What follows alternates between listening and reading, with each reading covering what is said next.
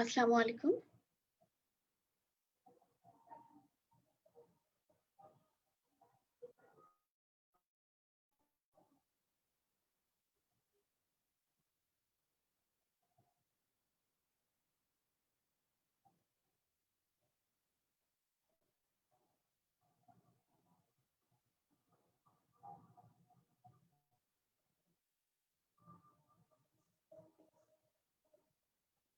আসসালামু আলাইকুম। Science medical একাডেমির পক্ষ থেকে আপনাদের সবাইকে অনেক অনেক স্বাগতম। আশা করি আপনারা সবাই ভালো আছেন। আজকে আমাদের ক্লাসটা মূলত পেপার 2 এর টিপস এন্ড ট্রিক্স নিয়ে। আমি doctor Nabila Tabassum, science medical একাডেমিতে পিডিয়াট্রিক্স এর মেন্টর হিসেবে আছি। তো চলুন শুরু করা যাক।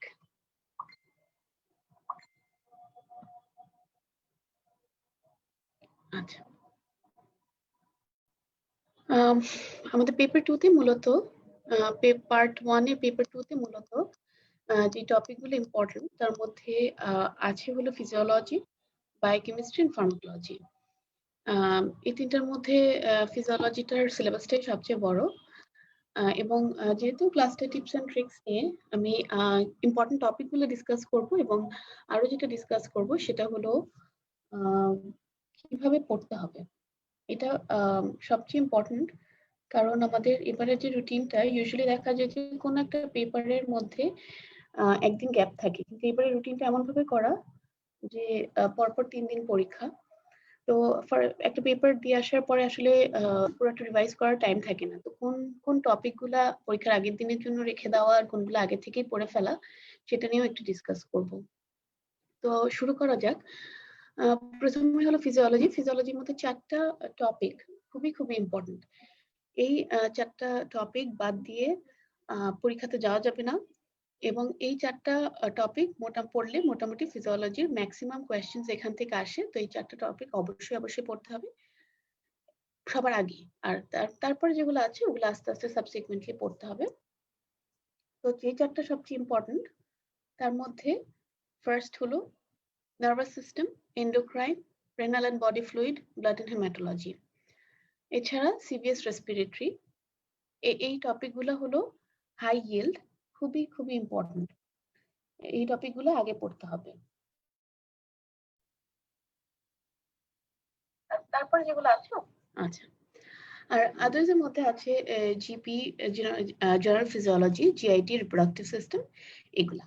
আচ্ছা, ফার্মাকোলজি নিয়ে আজকে কথা বলবো। ফার্মাকোলজির আসলে মানে সিলেবাসটা অনেক ভাস্ট এবং পড়ার আসলে কোনো শুরু মানে শেষ নাই। তবুও যেই জিনিসগুলা বারবার আসে এবং মানে বারবার আসে, বারবার কোয়েশ্চেন্স আসছে, ওই টপিক গুলাই আমরা পরীক্ষার আগে রিভিশন দেওয়ার চেষ্টা করব। আচ্ছা, যারা যারা জুম লিংকের মাধ্যমে ঢুকেছেন তারা আহ, চাইলে আপনাদের মাইকটা অফ করে রাখবেন এবং যদি কোনো কোয়েশ্চেন থাকে তখন মাইকটা আনমিউট করে একটু কোয়েশ্চেনটা করবেন। আর এছাড়া আছে হলো বায়োকেমিস্ট্রি, আর বায়োকেমিস্ট্রিতে মেটাবলিজম আর নিউট্রিশন নিয়ে। আচ্ছা, তাহলে একটু ইয়েতে চলে আসি, ফিজিওলজি টপিক গুলাতে চলে আসি। ফার্স্টেই হলো হেমাটোলজি নিয়ে যদি বলি, এখানে প্রথমেই লাগবে ফিজিওলজি অফ ব্লাড। হ্যাঁ, ব্লাডের প্রপার্টিজ, কম্পোজিশন। কম্পোজিশনের মধ্যে প্লাজমা প্রোটিন, প্লাজমা কতটুকু, প্লাজমা প্রোটিন এবং সেলুলার এলিমেন্ট কতটুকু, প্লাজমা প্রোটিন কতটুকু, আহ, এই এই এই ইয়েটা একটু লাগবে, কম্পোজিশনটা। এবং প্লাজমা প্রোটিনের মধ্যে সবগুলাও যদি বাদ দিয়ে দেওয়া হয় তবে মেইন হলো অ্যালবুমিন। অ্যালবুমিনটা পড়তে হবে, অ্যালবুমিনের স্ট্রাকচার, অ্যালবুমিনের প্রপার্টিজ গুলা এবং মলিকিউলার ওয়েট। হ্যাঁ, কোনটার মলিকিউলার ওয়েট আপনাদের একদম এক্সাক্ট ভ্যালু জানতে হবে না, তবে কোনটার বেশি, কোনটার সবচেয়ে বেশি, কোনটার সবচেয়ে কম, এইভাবে একটু ওয়েট গুলা জানতে হবে। আচ্ছা, এরপরে যেটা লাগবে সেটা হলো ইএসআর। হ্যাঁ, সিস্টেমিক ফ্যাক্টরস এফেক্টিং ইএসআর। কি কি ফ্যাক্টরস ইএসআর কে বাড়ায় এবং কোন কোন ফ্যাক্টরস ইএসআর কে কমায়। এবং যেটা জানতে হবে যেটা হলো স্কাই হাই ইএসআর কিসে কিসে থাকে। আমরা জানি যে টিবিতে থাকে, মাল্টিপল মায়োলোমাতে থাকে। তো কিছু কিছু কন্ডিশনের নাম জানতে হবে যেখানে স্কাই হাই ইএসআর থাকে। আচ্ছা, এরপরে যেটা সেটা হলো আরবিসি।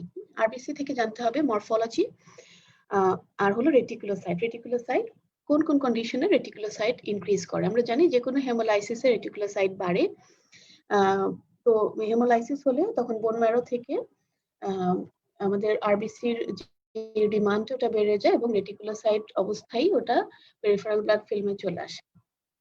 তো কোন কোন কন্ডিশনে রেটিকুলোসাইট বাড়ে এটা একটু জানতে হবে। এরপর যেটা লাগবে সেটা হলো synthesis of RBC. Red blood সেলের সিনথেসিসে অনেকগুলো ফ্যাক্টরস লাগে। আমরা জানি যে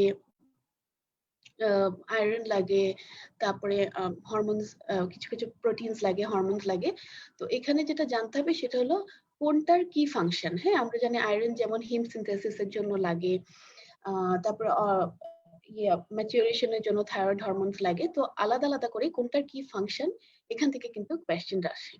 এবং একটা কোয়েশ্চেন এর মধ্যে আগে এসেছিল যে আমরা যে বলি যে আরবিসি তৈরির জন্য আয়রন লাগে, এটা কি কাজে লাগে। তো এটার আনসারটা হলো যে হিম সিনথেসিস। তো এইখানে যে ফ্যাক্টরস গুলো লাগে ওটার ইন্ডিভিজুয়াল কি কি ফাংশন আছে সেটা একটু আপনাদের জানতে হবে। আচ্ছা, এরপরে যেটা সেটা হলো ফিটাল হেমোগ্লোবিন। হ্যাঁ, হেমোগ্লোবিনের স্ট্রাকচারটা আপনাদের একটু জাস্ট পড়বেন, এটা অত বেশি খুব ডিটেইলস জানতে হবে না। তবে যেটা জানতে হবে ফিটাল হেমোগ্লোবিনের স্ট্রাকচার এবং প্রপার্টিজ। ফিটাল হেমোগ্লোবিনের মধ্যে আমরা জানি যে আলফা 2 আর গামা 2 দিয়ে সিনথেসাইজড, এবং এটার ফাংশন এটা কতদিন পারসিস্ট করে, এবং এটার অ্যাফিনিটি ফর অক্সিজেন যে বেশি এটা লাগবে। তারপরে এটা ফিটাল হেমোগ্লোবিনের জন্য অক্সিজেন হেমোগ্লোবিন ডিসোসিয়েশন কার্ভ কোন দিকে শিফট হয়, এই ফিটাল হেমোগ্লোবিন নিয়ে কিছু প্রাইমারি কথাগুলা এগুলা অবশ্যই অবশ্যই জানতে হবে। আচ্ছা, আর অ্যাডাল্ট আর ফিটাল হেমোগ্লোবিনের ডিফারেন্সটা, এটা আপনি ফিটাল হেমোগ্লোবিনের প্রপার্টিজ পড়লে মোটামুটি ডিফারেন্স গুলা বুঝতে পারবেন। আচ্ছা, কারো যদি কোনো প্রশ্ন থাকে তারা আমাকে আইদার জুম লিংকে ঢুকে জিজ্ঞেস করতে পারেন, অথবা চ্যাট বক্সে লিখলেও আমি এগুলা আনসার করব। আচ্ছা, এরপরে যেটা লাগবে সেটা হলো অ্যানিমিয়া। অ্যানিমিয়ার মরফোলজিক্যাল ক্লাসিফিকেশন, কজেস, এটা আপনারা সবাই জানেন। এগুলা বারবার আমরা মানে সেই থার্ড ইয়ার থেকে পড়ে আসছি। এবং biochemical pictures of microcytic hypochromic anaemia, এখানে কি কি থাকে, হ্যাঁ, কোনটার ক্ষেত্রে আমাদের যে মাইক্রোসাইটিক হাইপোক্রোমিক অ্যানিমিয়াতে যে ইয়ে পেন্সিল সেলস থাকে, টার্গেট সেলস থাকে, এই এই মানে কোনটার ক্ষেত্রে কি থাকে, এই পেরিফেরাল ব্লাড ফিল্মের ফাইন্ডিংস গুলো জানতে হবে। এবং যেটা আরেকটা ইম্পর্টেন্ট সেটা হলো যে চারটা মাইক্রোসাইটিক হাইপোক্রোমিক অ্যানিমিয়ার মধ্যে কোনটায় ফেরিটিন বাড়ে, কোনটায় ফেরিটিন কমে, টিআইবিসি কোনটায় বাড়ে, কোনটায় কমে, এগুলা একটু ভালো করে জানতে হবে। আর আরেকটা এখানে ইম্পর্টেন্ট কোয়েশ্চেন যেটা সিঙ্গেল বেস্টে বারবার আসে সেটা হলো যে আয়রন ডেফিসিয়েন্সি অ্যানিমিয়ার ডায়াগনোজ করার জন্য সিঙ্গেল মোস্ট ইম্পর্টেন্ট টেস্ট কোনটা, এটার আনসারটা হলো সেরাম ফেরিটিন। তো এই কোয়েশ্চেনটা আপনাদের সিঙ্গেল বেস্টে কিন্তু অনেকবার এসেছে। আচ্ছা, এরপরে যেটা লাগবে আয়রন অ্যাবজর্পশন। আয়রন অ্যাবজর্পশনের লোকেশনটা কোথায়, কোথা থেকে আয়রন অ্যাবজর্পশন হয়, and factors affecting iron absorption, কি কি ফ্যাক্টরস আয়রন অ্যাবজর্পশন বাড়ায়, কোন কোন ফ্যাক্টরস কমায়, এবং আয়রন কি ফর্মে আমরা খাই, কি ফর্মে ওটা অ্যাবজর্বড হয়, এগুলো কিন্তু আলাদা আলাদা করে জানতে হবে এবং খুবই খুবই ইম্পর্টেন্ট। আয়রন অ্যাবজর্পশনটা আপনারা খুবই ভালো করে ইজি করে পড়বেন। আচ্ছা, এরপরে যেটা সেটা হলো মেগালোব্লাস্টিক অ্যানিমিয়া। মেগালোব্লাস্টিক অ্যানিমিয়া থেকে লাগবে পেরিফেরাল ব্লাড ফিল্মের ফাইন্ডিংস। হ্যাঁ, আর যেটা আরেকটা যেটা লাগবে সেটা হলো যে ভিটামিন B12 ডেফিসিয়েন্সিতে কি কি ফিচার্স পাওয়া যায়, ফোলেট ডেফিসিয়েন্সিতে কি কি ফিচার্স পাওয়া যায়, এবং সবচেয়ে ইম্পর্টেন্ট হলো neurological features of vitamin B12 deficiency, এটা খুবই ইম্পর্টেন্ট। ভিটামিন B12 ডেফিসিয়েন্সিতে আমাদের নিউরোলজিক্যাল ফিচার্স কি কি পাওয়া যায়, আমরা জানি subacute combined degeneration of spinal cord, এটার ক্ষেত্রে কি কি ফিচার্স পেশেন্টের ক্ষেত্রে পাওয়া যায়, এই জিনিসটা কিন্তু খুবই ইম্পর্টেন্ট, এখান থেকে প্রশ্ন আসে। আচ্ছা, এরপরে যেটা লাগবে সেটা হলো পার্নিশিয়াস অ্যানিমিয়া। পার্নিশিয়াস অ্যানিমিয়ার মধ্যে ইনভেস্টিগেশনস এর মধ্যে একটা ইনভেস্টিগেশন করা হয়, সেটা হলো আমরা জানি পার্নিশিয়াস অ্যানিমিয়াতে প্যারাটাল সেলস এর এগেইনস্টে অ্যান্টিবডি তৈরি হয়। তো ওই এখানে একটা ইনভেস্টিগেশন করা হয় হলো অ্যান্টিপ্যারাটাল সেল অ্যান্টিবডি, এটার লেভেলটা দেখা। তো এই যে এই ইনভেস্টিগেশনটা যে করা হয়, এই ইনভেস্টিগেশনটা আপনাদের জানতে হবে। আর আরেকটা তারপরে যেটা লাগবে সেটা হলো অ্যাপ্লাস্টিক অ্যানিমিয়া। অ্যাপ্লাস্টিক অ্যানিমিয়ার ইটিওলজিটা খুবই ইম্পর্টেন্ট। মোস্ট সব নাম্বার 1 ইটিওলজিটা কিন্তু ইডিওপ্যাথিক। আর বাকি ইটিওলজি গুলা এটা খালেক স্যারের বইয়ে সবচেয়ে ভালো করে দেওয়া আছে, তো খালেক স্যারের বই থেকে কিন্তু ইটিওলজি গুলা আপনাদের ডিটেলস একটু পড়তে হবে। এছাড়া পেরিফেরাল ব্লাড ফিল্ম, আচ্ছা অ্যাপ্লাস্টিক অ্যানিমিয়া যেটা, সেটা হলো যে যারা পিডিয়াট্রিক্সে পরীক্ষা দিবেন, অ্যাপ্লাস্টিক অ্যানিমিয়া থেকে কিন্তু আপনাদের ফিজিওলজিতেও কোয়েশ্চেন আসতে পারে, বাট মেইনলি কোয়েশ্চেন আসতে পারে পেপার 3 তে। এখন এখানেই হলো বোঝার বিষয় যে কোন দিন কোনটা পড়বেন। এখন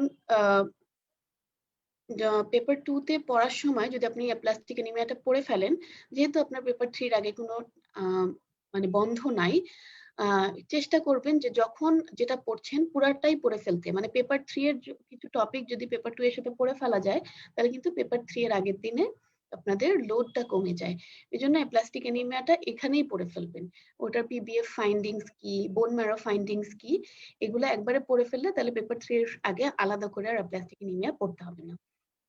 মেইনলি আপনাদের অ্যাপ্লাস্টিক অ্যানিমিয়া এবং লিউকেমিয়া, হ্যাঁ, যেহেতু ক্লিনিক্যাল প্রেজেন্টেশন গুলা মোটামুটি সেম, তাই ওখানে এক্সেপ্ট সাম ডিফারেন্সেস, যেমন লিম্ফাডেনোপ্যাথি, হেপাটোস্প্লিনোমেগালি, বনি টেন্ডারনেস, এগুলা অ্যাপ্লাস্টিক অ্যানিমিয়াতে থাকবে না, এবং বোন ম্যারো ফাইন্ডিংসটা ডিফারেন্ট। তো এই অ্যাপ্লাস্টিক অ্যানিমিয়া এবং লিউকেমিয়ার ডিফারেন্সটা কিন্তু খুবই ইম্পর্টেন্ট। এখান থেকে ক্লিনিক্যাল সিনারিও থেকেও কোয়েশ্চেন আসতে পারে। আচ্ছা, এরপরে যেটা লাগবে সেটা হলো হেমোলাইটিক অ্যানিমিয়া, হ্যাঁ, হেমোলাইটিক অ্যানিমিয়ার টাইপস গুলা এবং হলমার্ক অফ হেমোলাইসিস কি কি। হলমার্ক অফ হেমোলাইসিস বলতে যে কি কি হয়, আরবিসি কি হয়, এলডিএইচ কি হয়, আনকনজুগেটেড বিলিরুবিন বাড়ে, এই কিছু কিছু যে বায়োকেমিক্যাল চেঞ্জেস আছে, এখান থেকে কিন্তু কোয়েশ্চেন আসে। তো এটা খুবই ইম্পর্টেন্ট। এবং পেরিফেরাল ব্লাড ফিল্ম ফাইন্ডিংস, এটা আপনারা সবাই জানেন। তারপরে একটা জায়গা থেকে পেটিতে প্রায় প্রায় কোয়েশ্চেন আসে, সেটা হলো যে এক্সট্রাভাস্কুলার এবং ইন্ট্রাভাস্কুলার হেমোলাইসিস, হ্যাঁ, এই এখানে কি কি ফাইন্ডিংস পাওয়া যায়, এটাও কিন্তু খালেক স্যারের বই অনেক সুন্দর করে দেওয়া আছে, এবং এটা খালেক স্যারের বই থেকেই পড়তে হবে। আচ্ছা, তারপরে যেটা লাগবে সেটা হলো যে সিকেল সেল অ্যানিমিয়া। এখান থেকে আপনি খুব বেশি ডিটেলস লাগবে না, তবে সিকেল সেল অ্যানিমিয়া থেকে একবার একটা কোয়েশ্চেন আসছিল। এখানে কি হয়, আপনাদের জানতে হবে যে সিকেল সেল অ্যানিমিয়াতে আমাদের প্যাথোজেনেসিসটা কোন জায়গায়, হ্যাঁ, হিমোগ্লোবিনের কোন জায়গায় ডিফেক্ট হয়, এবং এর ফলে হিমোগ্লোবিন এস, যেটা সিকেল সিকেল হিমোগ্লোবিন,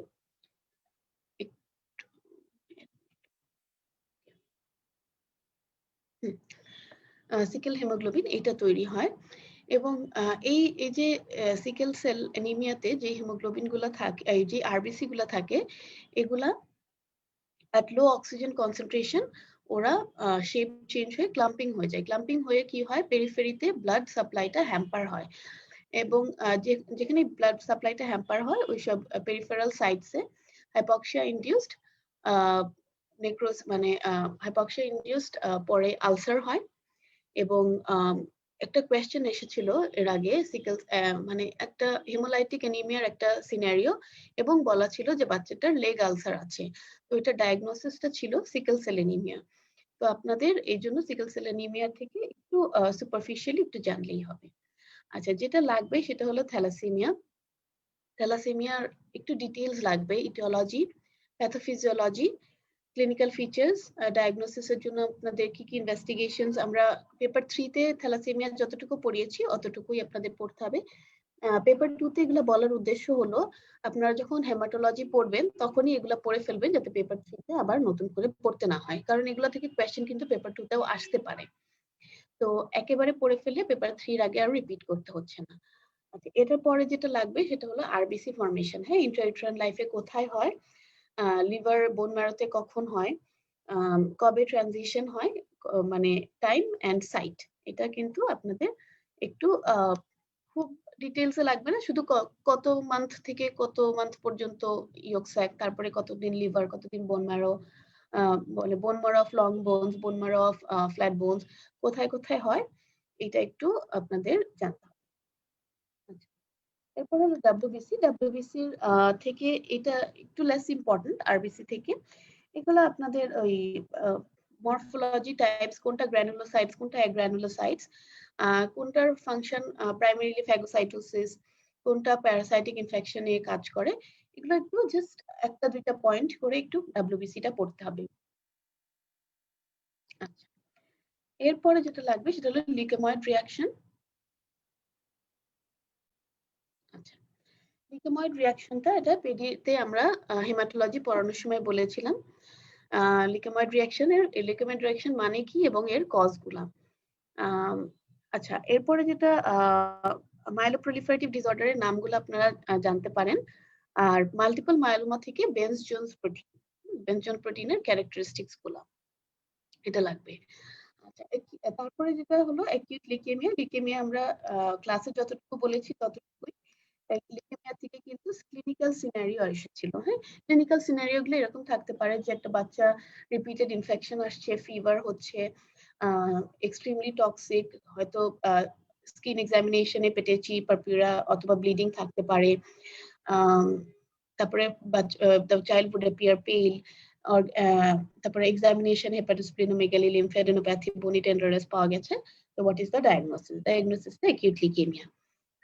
আচ্ছা, এটার জন্য বোন ম্যারো ফাইন্ডিংস, এএলএল এবং এএমএল এর ডিফারেন্স গুলা আর ইনভেস্টিগেশনস গুলো আমরা ক্লাসে অনেক ডিটেইলসে পড়িয়েছি, ওইগুলাই একটু পড়ে ফেললে হয়ে যাবে। আচ্ছা, লিম্ফোমাটা ক্লাসে যতটুকু পড়িয়েছি ততটুকুই। পলিসাইথেমিয়াটা অত বেশি ইম্পর্টেন্ট না। তারপর চলে আসি প্লেটলেটে। প্লেটলেটের মধ্যে যেটা লাগবে সেটা হলো substances secreted by the platelet. এটা খুবই ইম্পর্টেন্ট, এইটা মাস্ট পড়তে হবে। এবং কজেস অফ থ্রম্বোসাইটোপেনিয়া। প্লেটলেটের কোন গ্র্যানিউলস থেকে কি কি সাবস্টেন্সেস সিক্রেটেড হচ্ছে এটা কিন্তু খুবই ইম্পর্টেন্ট। এই জিনিসটা থেকে প্রায় ট্রু ফলস এর কোয়েশ্চেন আসে, তো এই জিনিসটা আপনাদের একটু পড়তে হবে। আচ্ছা, এরপরে ব্লাড ক্লটিং ফ্যাক্টরস এর মধ্যে নামগুলো আলাদা করে পড়ার কিছু নেই, তবে ভিটামিন কি ডিপেন্ডেন্ট ফ্যাক্টরস কোনগুলা, তারপরে হেমোফিলিয়াতে কোন ফ্যাক্টরস ডেফিসিয়েন্সি হয়, তারপরে 1 2 3 আর ফ্যাক্টরস প্রথম দিকের গুলার নাম আপনারা অলরেডি জানেন, তো এগুলো জাস্ট একটু রিভাইজ করবেন। ব্লাড কোয়াগুলেশন পাথওয়ের মধ্যে যেটা জানতে হবে যে ইন্ট্রিনসিক পাথওয়ে ট্রিগার কোনটা, এক্সট্রিনসিক পাথওয়ে ট্রিগার কোনটা, কোন ব্লাড ক্লটিং ফ্যাক্টরস ইন্ট্রিনসিক পাথওয়েতে ইনভলভ, এক্সট্রিনসিক পাথওয়েতে ইনভলভ, এবং কোন পিটি এপিটিটি কোনটা কোন পাথওয়ের জন্য কোনটা এফেক্টেড হয়, এটা একটু জানতে হবে। এটা আপনারা যদি পাথওয়ে দুইটা একবার শুধু একে পড়েন এবং বুঝেন যে কোনটার মধ্যে ক্লটিং ফ্যাক্টর কোনটা ইনভলভ, তাহলেই আপনাদের এই পুরো প্রবলেমটা সলভ হয়ে যাবে। এরপরে এখানে একটু এখানেও একটু বলি আর ফার্মাকোলজিতেও বলবো, যেটা হলো যে mechanism of action of heparin. হ্যাঁ, লো মলিকুলার ওয়েট হেপারিন এবং difference between low molecular and high molecular weight heparin, এই দুইটা খুবই ইম্পর্টেন্ট এবং এই দুইটাই ফার্মাকোলজি থেকে অ্যান্টিকোয়াগুলেন্ট থেকে তার কিছু না পড়া হয়, এই দুইটা জিনিস একটু পড়তে হবে। তারপরে হলো ব্লিডিং ডিসঅর্ডারস। ব্লিডিং ডিসঅর্ডারের মধ্যে হলো হেমোফিলিয়া। হেমোফিলিয়াটা আপনাদের ওই আমাদের পিডিয়াট্রিক্স ক্লিনিক্যাল ক্লাসে যতটুকু পড়ানো হয়েছে অতটুকুই। এবং একটা কোয়েশ্চেন আসছিল এর আগে যে what is the pathognomonic feature for hemophilia, এটার আনসারটা হলো হেমার্থ্রোসিস। হ্যাঁ, হেমোফিলিয়াতে যত ফিচার্স পাওয়া যায় এর মধ্যে যদি শুধু হেমার্থ্রোসিস একটা ফাইন্ডিংস থাকে একটা পেশেন্টে, তাও এটাকে হেমোফিলিয়া বলা যাবে। তাহলে single most important finding in হেমোফিলিয়াতে হেমার্থ্রোসিস। হ্যাঁ, একটা ইনভেস্টিগেশন যদি বলে একটা ইনভেস্টিগেশন কি করবা টু ফাইন্ড আউট হেমোফিলিয়া, সেটার আনসার হলো এপিটিটি। আচ্ছা, আর এরপরে হলো ভন উইলিব্রান্ডস ডিজিজ, এটাও ক্লাসে যতটুকু বলা হয়েছে এটা অতটুকু জানলেই হবে। আচ্ছা, ইন্ডিকেশন অফ ব্লাড ট্রান্সফিউশন, এটা আপনারা রিডিং পড়ে যাবেন, এটা আমি খুব বেশি জোর দিব না, তবে কমপ্লিকেশন আর হ্যাজার্ডস অফ ব্লাড ট্রান্সফিউশন এটা কিন্তু খুব ইম্পর্টেন্ট, এবং কি স্ক্রিনিং ইনভেস্টিগেশন করা হয় বিফোর ট্রান্সফিউশন, এই জিনিসটাও একটু জানতে হবে। তাহলে হেমাটোলজিতে মোটামুটি এইটুকুই। হেমাটোলজিটা এমনি কিন্তু টপিক হিসেবে খুবই ছোট, তবে আমি যেটা বলতে চাচ্ছি সেটা হলো আপনারা হেমাটোলজির ফিজিওলজি এন্ড প্যাথোলজি একবারে পড়ে ফেলবেন, সো দ্যাট আপনাদের পেপার 3 এর আগের দিন লোড কমে যায়। এটা একসাথে পড়ে ফেললে আপনারা কোরিলেট করতে পারবেন, মনে রাখতে পারবেন এবং ঠিক যেহেতু তার পরের দিনই পরীক্ষা, তো এই thalassaemia, sickle cell anaemia, haemophilia এগুলা পরের দিনের জন্য রাখবেন না, একেবারে একসাথে পড়ে ফেলবেন। আচ্ছা, এরপরে আমরা যে টপিকটা ডিসকাস করব এটা হলো কার্ডিওভাস্কুলার সিস্টেম। কার্ডিওভাস্কুলার সিস্টেমের মধ্যে যেটা লাগবে সেটা হলো যে মেইনলি তো মানে যেটা হলো যে সবই তো লাগে আসলে, তবে সিবিএস এর মধ্যে একটা কোয়েশ্চেন যেটা ওই যে প্রথমেই যেটা হলো বারবার আসে সেটা হলো যে এক্সরেতে, হ্যাঁ, what structures from the right border of the heart, what structures from the left border of the heart. এটা অ্যানাটমিতেও জিজ্ঞেস করবে, ফিজিওলজিতেও জিজ্ঞেস করবে। আচ্ছা, আর ফিজিওলজিতে তারপরে যেটা লাগবে সেটা হলো কন্ডাক্টিং সিস্টেম। কন্ডাক্টিং সিস্টেমের মধ্যে এসএ নোড, এভি নোড এগুলো ডিটেইলস লাগবে এবং মানে কোন কোন কোনখান থেকে ওই যে পুরো ট্রান্সমিশনে কোথায় কতটুকু টাইম লাগছে, কোথায় কতটুকু টাইম ল্যাপস হচ্ছে, কোনটার কন্ডাকশন ভেলোসিটি বেশি, এগুলা মানে এগুলা আপনাদের একটু জানতে হবে। আর যেটা লাগবে সেটা হলো ব্লাড ফ্লো, হ্যাঁ, factors affecting blood flow, what factors directly and indirectly affect blood flow. তারপরে হলো action of sympathetic and parasympathetic stimulation on the heart. আচ্ছা, কার্ডিয়াক সাইকেল থেকে যেটা লাগবে সেটা হলো first and second heart sound. হ্যাঁ, আপনারা এটা সবাই অনেক ডিটেইলসে জানেন, ফার্স্ট এন্ড সেকেন্ড হার্ট সাউন্ডের প্রপার্টি কোনটা, আর third and fourth heart sound কোনটা কেন হচ্ছে, কোনটা লাউড, তারপরে কোনটা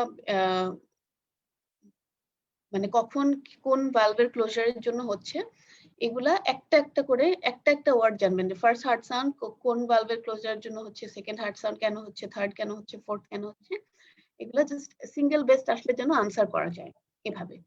আর কার্ডিয়াক সাইকেলের মধ্যে আইসোমেট্রিক ফেজ, আইসোভলিউমেট্রিক যে ফেজটা ওইটা হলো সবচেয়ে ইম্পর্টেন্ট, ওখান থেকে কিন্তু প্রায় ট্রু ফলস থেকে কোয়েশ্চেন আসে। আচ্ছা, আর হলো মারমার, মারমারের টাইপস গুলা এবং কোন কন্ডিশনে কি মারমার পাওয়া যায় এটা একটু জানতে হবে, শুধু নামগুলা। আচ্ছা, এরপরে হলো factors vasoconstriction, factors causing vasoconstriction, factors causing vasodilatation, যে চারটা আছে টাইটেলে এই চারটা পড়তে হবে এবং ফ্যাক্টরস রেগুলেটিং কার্ডিয়াক আউটপুট। এই জিনিসগুলা তো বারবার আসে, তো এই জিনিসগুলা একটু পড়তে হবে। আচ্ছা, এখানে এওটিক আর্চের আর্টারি ডেভেলপমেন্ট, এটা আপনাদের বেসিক্যালি অ্যানাটমির একটা পড়া, কিন্তু এখান থেকে এসবি আসছিল, তাই আমি এটা একটু স্টার্ট দিয়ে রেখেছি। এই যে left cardiac Sylhet of the heart, এটা চেস্ট এক্সরেতে কি কি দিয়ে তৈরি হয়, হ্যাঁ, এটা কিন্তু খুবই ইম্পর্টেন্ট একটা কোয়েশ্চেন। আর rate of impulse production and velocity of transmission যেটা বললাম। আচ্ছা, properties of cardiac muscle, specially refractory period, refractory পিরিয়ডটা কিন্তু খুবই ইম্পর্টেন্ট।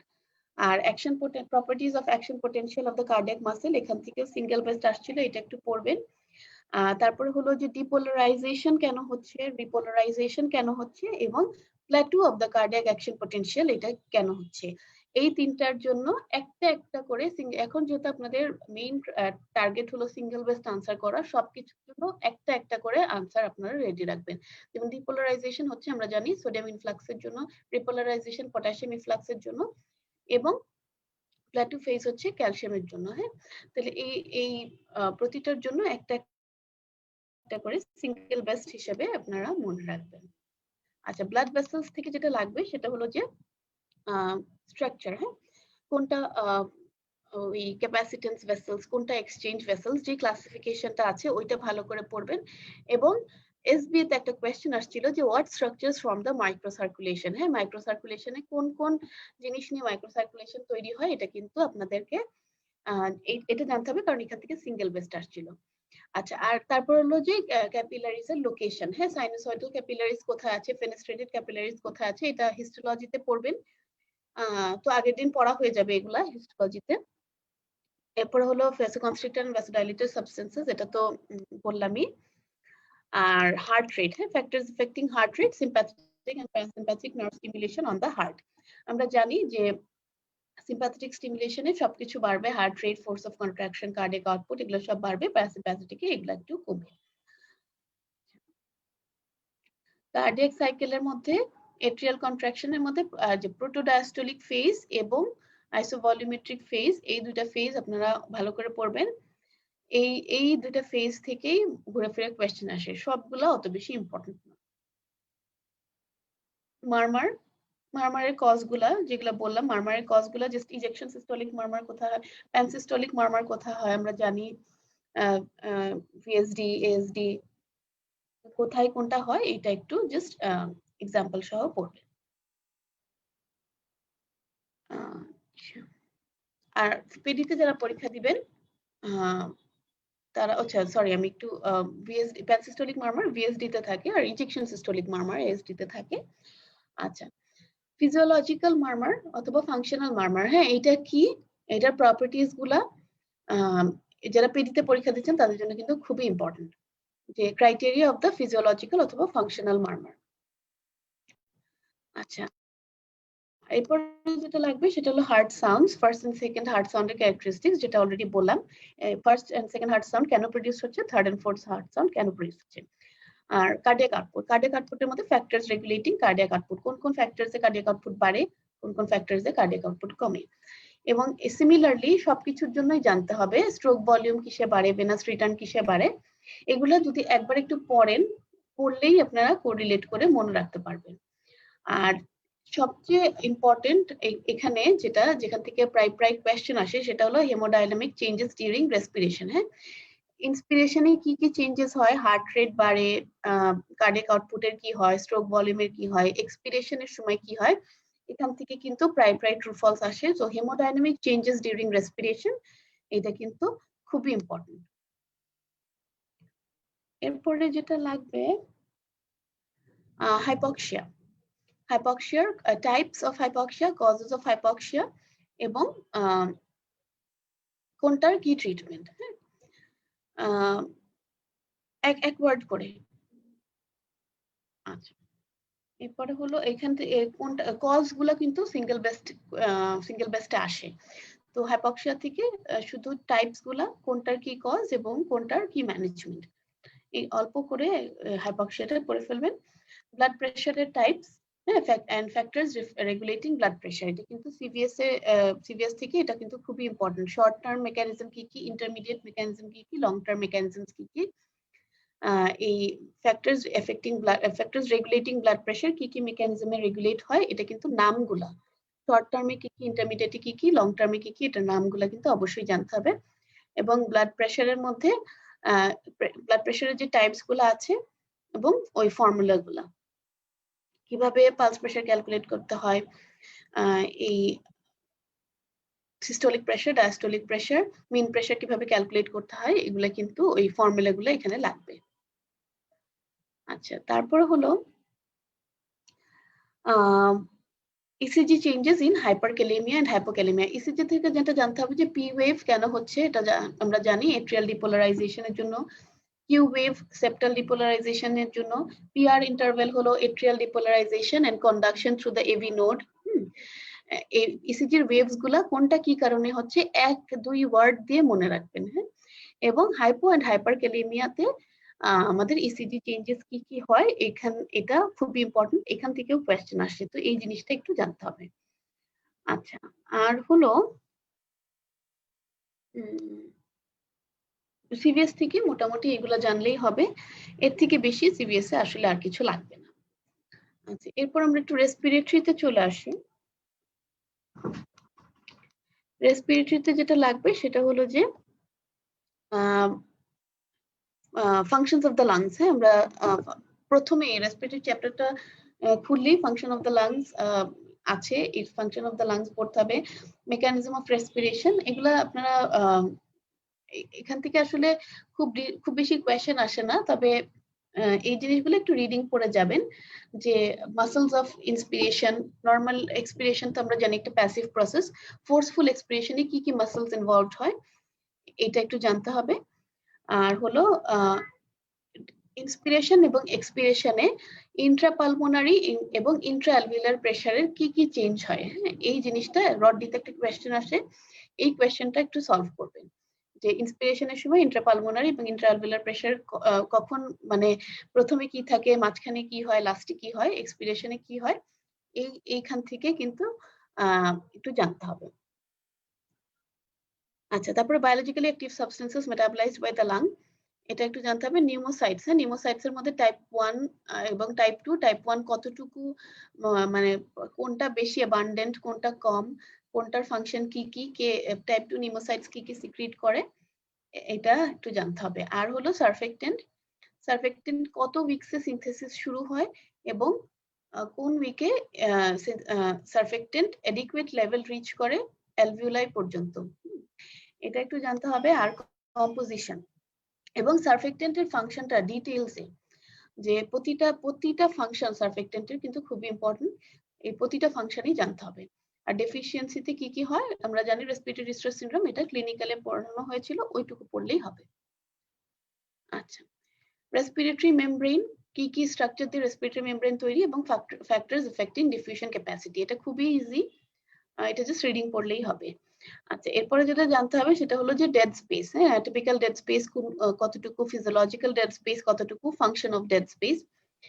এটা একটু আপনারা যারা জুমে জয়েন করেছেন তারা আপনাদের মাইকটা একটু মিউট করে রাখেন, কোনো প্রশ্ন থাকলে আনমিউট করে একটু তখন করেন।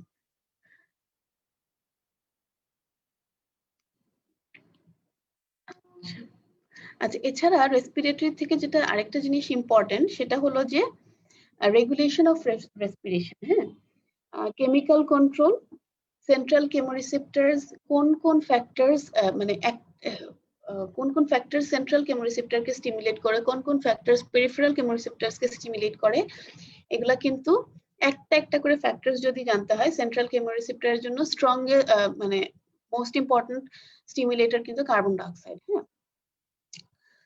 তারপরে মানে ইনক্রিজ ইন কার্বন ডাইঅক্সাইড, তারপর পেরিফেরাল কেমোরিসেপ্টরস গুলো কি কি সেন্স করতে পারে, কোথায় কোনটা লোকেটেড, এবং রেসপিরেটরি সেন্টার কোথায় লোকেটেড, হ্যাঁ, এই জিনিসগুলো জানতে হবে। আচ্ছা, তারপর হলো যে collapsing tendency of the lung, মানে কজ এবং এটা প্রিভেন্ট করে কিভাবে, সারফেক্টেন্ট এটা লাগবে। লাং ভলিউম এন্ড ক্যাপাসিটি, এখানে প্রতিটা ভ্যালু, প্রতিটা মানে টার্ম গুলো আপনাদের বুঝতে হবে কোনটা কি ডিনোট করে। এবং আরেকটা কোয়েশ্চেন এখান থেকে প্রায় প্রায় আসে যে স্পাইরোমিটার দিয়ে কোন ভ্যালু মাপা যায় না, যেহেতু রেসিডুয়াল ভলিউম মাপা যায় না তাই টোটাল লাং ক্যাপাসিটিও মাপা যায় না, তো কোনগুলো মাপা যায় না এটা কিন্তু প্রায় প্রায় কোয়েশ্চেনে আসে। আর ভাইটাল ক্যাপাসিটিটা ডিটেইলসে লাগবে, রেসিডুয়াল ভলিউমটাও একটু লাগবে। আর অবস্ট্রাকটিভ এবং রেস্ট্রিকটিভ লাং ডিজিজ, এটা আপনাদের ক্লাসে অনেকবার ডিসকাস করা হয়েছে, FEV1, FVC এটসেট্রা, এগুলার কোনটা কোথায় বাড়ে, রেশিওটা কোথায় বাড়ে কোথায় কমে, এটা একটু জানতে হবে। আচ্ছা, আর যারা পিডিতে পরীক্ষা দিবেন তারা হলো যে স্পাইরোমেট্রি কোন এজে স্টার্ট করা যায়, এটা 5 ইয়ার্স এন্ড অ্যাবাভ হতে হয়, কারণ এর আগে বাচ্চারা আসলে কমপ্লায়েন্ট হয় না, মানে স্পাইরোমেট্রিতে একটা এফর্ট ডিপেন্ডেন্ট প্রসিডিওর এবং এখানে অনেক ইনস্ট্রাকশন ফলো করতে হয়। 5 বছরের কম বাচ্চারা আসলে খুব বেশি ইনস্ট্রাকশন ফলো করতে পারে না, তো তাদের আমরা স্পাইরোমেট্রি করি না। এবং কি কি মেজার করা যায় না, এই যে residual volume and total lung capacity. আচ্ছা, এরপরে যেটা লাগবে সেটা হলো ভেন্টিলেশন পারফিউশন রেশিও, ভেন্টিলেশন কোথায় বেশি এট দ্য এপেক্স, পারফিউশন কোথায় বেশি এট দ্য বেস, তাহলে রেশিওটা কোথায় বেশি, উপর থেকে নিচ থেকে উপর পর্যন্ত যাওয়ার সময় কি কি চেঞ্জ হয়, এটা একটু জানবেন। অক্সিজেন হিমোগ্লোবিন ডিসোসিয়েশন কার্ভ খুবই ইম্পর্টেন্ট, এবং এখানে যেগুলো জানতে হবে মেইনলি হলো যে factors shifting the curve to the right, factors shifting the curve to the left, এবং why is the curve, মানে শেপ, কার্ভের যে শেপটা, এই শেপটা এরকম কেন, এটা একটু জাস্ট রিডিং পড়বেন। আচ্ছা, তারপরে যেটা খুবই ইম্পর্টেন্ট সেটা হলো carbon dioxide transport, carbon dioxide কি ফর্মে ব্লাডের মধ্যে ট্রান্সপোর্টেড হয়, কতটুকু বাইকার্বনেট হিসেবে ট্রান্সপোর্টেড হয়, কতটুকু ডিসলভ স্টেটে ট্রান্সপোর্টেড হয়, এটা কিন্তু খুবই ইম্পর্টেন্ট। কার্বন ডাইঅক্সাইড ট্রান্সপোর্ট, দুইটা অক্সিজেন আর কার্বন ডাইঅক্সাইডের মাঝখানে কার্বন ডাইঅক্সাইড ট্রান্সপোর্টটা সবচেয়ে ইম্পর্টেন্ট। আর এখানে এটা যে বাইকার্বনেট হিসেবে ম্যাক্সিমাম কার্বন ডাইঅক্সাইড ট্রান্সপোর্টেড হয়, এটা কিন্তু সিঙ্গেল বেসে আসছিল, ওই জন্য কোনটা কত ফর্মে কি ফর্মে কতটুকু ট্রান্সপোর্টেড হচ্ছে এটা কিন্তু আপনাদের লাগবে। Chloride shift mechanism, Haldane effect, এগুলো তো আপনারা জানেন। পেডির জন্য যেটা থেকে এর আগে কোয়েশ্চেন আসছিল সেটা হলো ডাবল বোর এফেক্ট। এটা গ্যানন থেকে অবশ্যই পড়বেন। ডাবল বোর এফেক্ট মানে কি? এখানে আমি একটু লিখেছি দেখেন। যখন অক্সিজেন প্লেসেন্টাতে মানে অক্সিজেন যায়, তখন কি হয় যে ফিটাস থেকে ম্যাটারনাল ব্লাডে কার্বন ডাই অক্সাইড আসে। যখন ফিটাস আর মানে ম্যাটারনাল ব্লাড থেকে ফিটাসে অক্সিজেন ছেড়ে দেয়, তাহলে সেক্ষেত্রে কি হয়, মাদারের অক্সিজেন হিমোগ্লোবিন ডিসোসিয়েশন কার্ভটা রাইটে চলে যায় এবং ফিটাসের কার্ভটা লেফটে চলে যায়। এই যে দুইজনের কার্ভ দুই দিকে শিফট হলো, সো দ্যাট অক্সিজেন মাদারের ব্লাড থেকে ফিটাসের ব্লাডে যেতে পারে, এটাকেই বলা হয় ডাবল বোর এফেক্ট।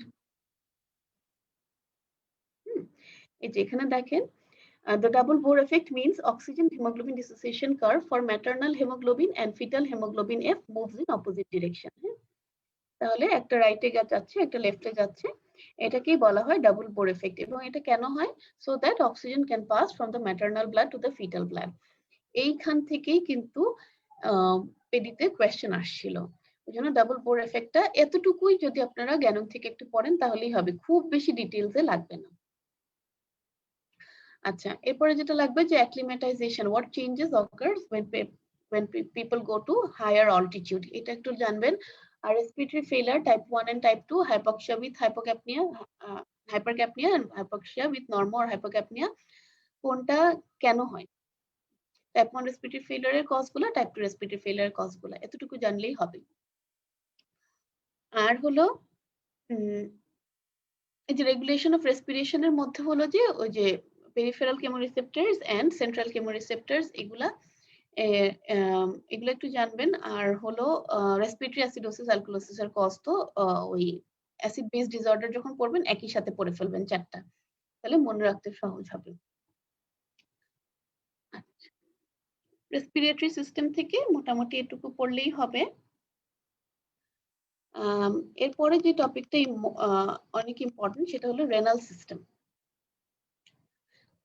রেনাল সিস্টেমের মধ্যে hormones secreted by the kidney, এইটা হলো লাগবে যে endocrine function of the kidney, এখান থেকে কোন কোন জিনিস কিডনি থেকে এবং কোন কোন সেলস থেকে আসতেছে। আচ্ছা, নেফ্রনস এর ভিতরে স্ট্রাকচার এন্ড ফাংশন অফ কিডনির, এগুলা তো স্ট্রাকচার এন্ড ফাংশন অফ কিডনির মধ্যে ফাংশনস তো আপনারা সবাই মোটামুটি জানেন। যেখান থেকে কোয়েশ্চেন আসছিল সেটা হলো lining epithelium different part of the nephron. তো বেসিক্যালি হিস্টোলজির একটা কোয়েশ্চেন যে কোথাকার লাইনিং এপিথেলিয়াম কি, এটা একটু পড়বেন। চ্যানেল গুলা, হ্যাঁ, প্রক্সিমাল কনভলিউটেড টিবিউলে কি কি চ্যানেল আছে, তারপরে হলো ডিস্টাল কনভলিউটেড টিবিউলে কি কি চ্যানেল আছে, কালেক্টিং ডাক্টে কি চ্যানেল আছে, এই চ্যানেল গুলা একটু জানতে হবে। এটা বেসিক্যালি ফার্মাকোলজি যখন পড়বেন, যখন ডায়োরিটিক্স গুলা কোন চ্যানেলের উপরে কোনটা কাজ করছে, এটা অ্যাসার্টেইন করার জন্য চ্যানেল গুলা কোথায় কোনটা আছে এটা কিন্তু জানতে হবে। এই যে drugs acting on different receptors, এটার জন্য বেসিক্যালি। আর হলো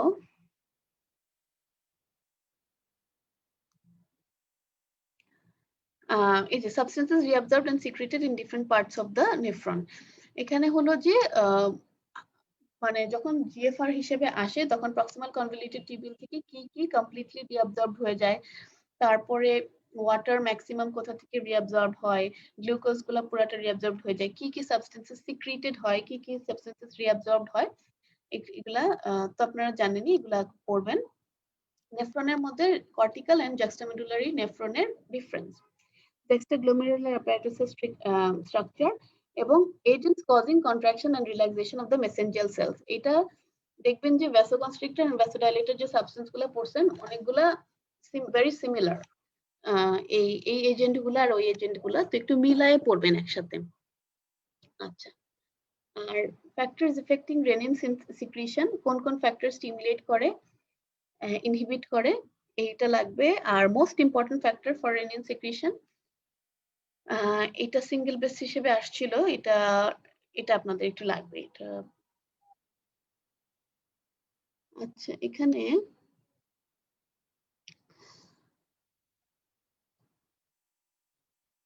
এখানে আমি একটু লিখে দিছি causes of contraction and relaxation of the mesangial cells. Relaxation করে কি সাবস্টেন্স, এটার মধ্যে A for ANP, B for bradykinin, C for cyclic AMP, D for dopamine and P for prostaglandin E2. হ্যাঁ, তাহলে ABCDP এইভাবে একটু মনে রেখেন। আচ্ছা, আরেকটা যেটা লাগবে সেটা হলো প্রক্সিমাল কনভলিউটেড টিউবিউলে 100% কি রিঅ্যাবজর্বড হয়ে যায়। হ্যাঁ, কমপ্লিটলি রিঅ্যাবজর্বড হয়ে যায় গ্লুকোজ, অ্যামাইনো অ্যাসিডস, ভিটামিনস, অ্যাসিটোঅ্যাসিটেট এবং ওয়াটার অ্যাবজর্পশনটাও ম্যাক্সিমাম কিন্তু প্রক্সিমাল কনভলিউটেড টিউবিউলে হয়ে যায়। এরপরে আমাদের এডিএইচ আছে কিনা নাই এটার উপরে ডিপেন্ড করে যে কতটুকু পরের টিউবিউলগুলোতে অ্যাবজর্বড হবে। আচ্ছা, ফ্যাক্টরস এফেক্টিং জিএফআর এটা লাগবে। ইউরিন ফরমেশনের মধ্যে যে তিনটা স্টেপস, এই তিনটা স্টেপস একটু জানতে হবে। অ্যাসিডিফিকেশন অফ ইউরিন এটা জানতে হবে। এন্ড তারপরে যেটা লাগবে হলো buffer systems acting on kidney, এটা অত বেশি ইম্পর্টেন্ট না, তবে ডায়োরেটিক্স। হ্যাঁ, ডায়োরেটিক্স এর মধ্যে যেটা জানতে হবে সেটা হলো যে কোন ডায়োরেটিক কোন জায়গায় ফাংশন করে, কিভাবে, what is the mechanism of action এবং কোনটার সাইড এফেক্ট কি আছে। এই ডায়োরেটিক্সটা কিন্তু খুবই ইম্পর্টেন্ট ফার্মাকোলজির জন্য। আচ্ছা, তারপরে রেনাল থেকে যেটা জানতে হবে সেটা হলো যে মিকচুরেশন রিফ্লেক্সটা। মিকচুরেশন রিফ্লেক্সটা কিন্তু একটা local reflex and it is controlled by the higher centre. তো কোন নার্ভস ব্লাডার থেকে সেন্সেশন স্পাইনাল কর্ড পর্যন্ত নিয়ে যায়, আবার স্পাইনাল কর্ড থেকে কোন নার্ভস দ্বারা আসে, এই মিকচুরেশন রিফ্লেক্সটা আপনাদেরকে একটু ভালো করে পড়তে হবে। অ্যাবনরমালিটিস অফ মিকচুরেশন বলতে যে অ্যাটনিক ব্লাডার, নিউরোজেনিক ব্লাডার, এগুলো অ্যানাটমিতে পড়বেন, অ্যানাটমিতে পড়লেই হবে। আচ্ছা, রেনাল টিউবুলার অ্যাসিডোসিস আপনাদের ক্লিনিক্যালের সময় খুবই ভালো করে ডিটেইলসে পড়ায় দেওয়া হয়েছিল, টাইপ 1, টাইপ 2, টাইপ 4,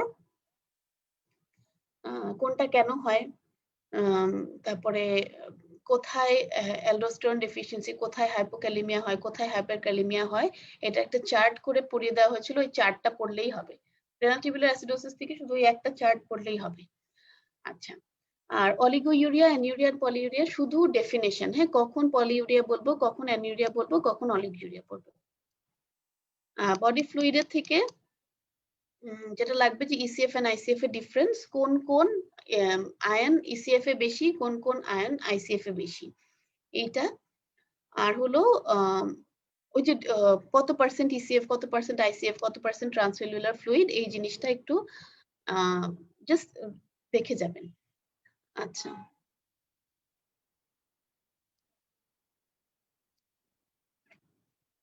তারপরে যেটা লাগবে সেটা হলো যে compensatory reactions activated by haemorrhage. হ্যাঁ, আমরা জানি এখানে যে ভ্যাসোকনস্ট্রিকশন হয়, হার্ট রেট বাড়ে, রেসপিরেটরি রেট বাড়ে, এডিএইচ বাড়ে, স্টেরয়েডস কর্টিকোস্টেরয়েড সিক্রিশন হয়।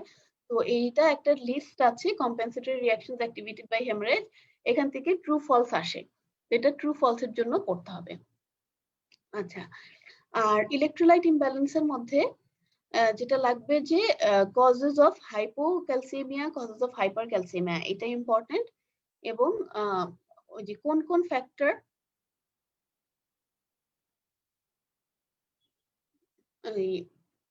তারপর হলো causes of hypokalemia, causes of hyperkalemia, এটা লাগবে। আর হাইপোনেট্রিমিয়াটা লাগবে।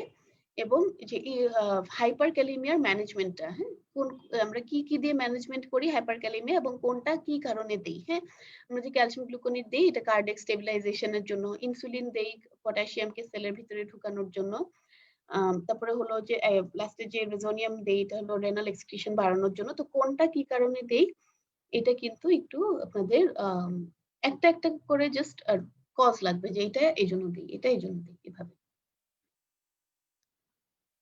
আচ্ছা, বাফার সিস্টেমস এর মধ্যে ইসিএফ বাফার কি আছে, ব্লাড বাফার কি আছে, এগুলা ক্লাসিফিকেশনটা একটু জানবেন। আর অ্যাসিড বেস ডিসঅর্ডারের মধ্যে শুধু আপনাদের যেটা জানতে হবে যে metabolic acidosis with normal anion gap metabolic acidosis এর cause, high anion gap metabolic acidosis এর কজ, আর হলো অ্যালকালোসিস, রেসপিরেটরি অ্যাসিডোসিস, অ্যালকালোসিস, এগুলার কজ পড়বেন। আচ্ছা, বাফার সিস্টেমের মধ্যে আমরা একটা কথা বলি যে ফার্স্ট লাইন ডিফেন্স অথবা শর্ট টার্ম মেকানিজমের মধ্যে আমাদের অ্যাসিড বেস ডিসঅর্ডার যদি হয় শরীরে, তো ফার্স্ট লাইন ডিফেন্সে বাফার গুলা অ্যাক্ট করে, তারপরে সেকেন্ড লাইন হিসেবে রেসপিরেটরি সিস্টেম আসে এবং থার্ড লাইন হিসেবে রেনাল সিস্টেমটা ইনভলভ হয় আমাদের অ্যাসিড বেস কারেকশনের জন্য।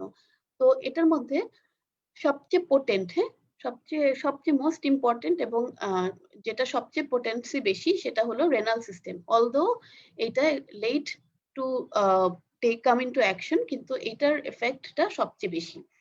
তো most potent controller of acid base disorder কিন্তু রেনাল সিস্টেম, এটাও সিঙ্গেল বেস্টে আসছিল। আচ্ছা, আর composition of new WHO ORS, এটা আপনাদেরকে পেপার 3 এর জন্য জানতে হবে। আর বাকি ফ্লুইড গুলো অত বেশি না জানলেও ওআরএস এর কম্পোজিশনটা কিন্তু অবশ্যই জানতে হবে। এখানে আমি একটু লিখে দিয়েছি যে এই যে ইসিএফ এ কোন কোন ইয়ে বেশি থাকে, ইলেকট্রোলাইটস বেশি থাকে, এবং আইসিএফ এ কোন কোন ইলেকট্রোলাইটস বেশি থাকে। আর ইসিএফ এর পিএইচ কিন্তু 7.35 to 4.5 আমরা জানি, এবং আইসিএফ এর পিএইচটা কিন্তু 7। তো আইসিএফ টা কিন্তু আরেকটু অ্যাসিডিক। আর এই যে ওয়াটার টার্নওভার, এটা খুবই ইম্পর্টেন্ট যে ওয়াটার টার্নওভার অ্যাডাল্টের ক্ষেত্রে 18%, চাইল্ডের ক্ষেত্রে 45 to 60%। রেনাল বডি ফ্লুইড থেকে মোটামুটি এইটাই। বডি ফ্লুইডের মধ্যে আপনারা শুধু মনে রাখবেন, কিছুই যদি না পড়েন তাহলে ওই অ্যাসিড বেস ডিসঅর্ডার গুলা, বাফার সিস্টেমস গুলা, বাফারের নামগুলো আর কি, আর হাইপারক্যালেমিয়া, হাইপারক্যালসেমিয়ার কজেস এবং হাইপারক্যালেমিয়ার ম্যানেজমেন্ট, আর compensatory reactions activated by hemorrhage, আর ইসিএফ আর আইসিএফ এর ডিফারেন্স গুলা, এইটুকু মোটামুটি কভার করলেই হবে। আচ্ছা, এরপর হলো গ্যাস্ট্রোইন্টেস্টাইনাল সিস্টেম। জিআইটির মধ্যে লাগবে হলো, প্রথমেই জিআইটি তে ঢুকেই একটা বড় চার্ট আছে, জিআইটি হরমোনস, গ্যাস্ট্রিন, সিসিকে, সিক্রিটিন, কোনটা কোন সেল থেকে আসে এবং কোনটার কি ফাংশন, এটা আপনারা ওই চার্ট থেকে পড়বেন। এখান থেকে প্রায় কোয়েশ্চেন আসে, ট্রু ফলস হিসেবে কোয়েশ্চেন আসে। ডাইজেস্টিভ জুসের মধ্যে ডিফারেন্ট ডাইজেস্টিভ জুসের মধ্যে কোনটা কোথা থেকে সিক্রেটেড হয়, কম্পোজিশনের মধ্যে আপনাদের মেইন কম্পোনেন্ট যেটা, সেটা খুব ডিটেইলসে পড়তে যাবেন না, এখানে একটু কম্পারেটিভ ভাবে পড়বেন যে কোন ডাইজেস্টিভ জুসটা পিএইচ সবচেয়ে কম, পিএইচ সবচেয়ে বেশি, এভাবে করে একটু কম্পারেটিভ ভাবে পড়বেন। সবগুলোর অ্যাবসলিউট ভ্যালু মনে রাখতে গেলে কিন্তু এটা পসিবল হবে না। আর মেইন কম্পোনেন্ট কোনটার ক্ষেত্রে কি। আর ফাংশনস অফ স্যালাইভা, এটা খুবই ইম্পর্টেন্ট, বাকিগুলোর থেকেও সবচেয়ে ইম্পর্টেন্ট কিন্তু স্যালাইভা। আর factors affecting hydrochloric acid secretion, এটা জানতে হবে, এবং অ্যাক্লোরহাইড্রিয়ার কনসিকুয়েন্সেস কি কি। যখন হাইড্রোক্লোরিক অ্যাসিড সিক্রেশনস হবে না, তখন এটা কনসিকুয়েন্স হিসেবে কি কি হতে পারে, এটা আপনারা জানেন, এটা রিভিশন দিবেন। বাইলের মধ্যে যেটা জানতে হবে সেটা হলো যে বাইল সল্টস এন্ড বাইল অ্যাসিডস এর নামগুলো এবং কম্পোজিশন গুলা। আর বাইলের ফাংশন তো আপনারা জানেন এটা। আর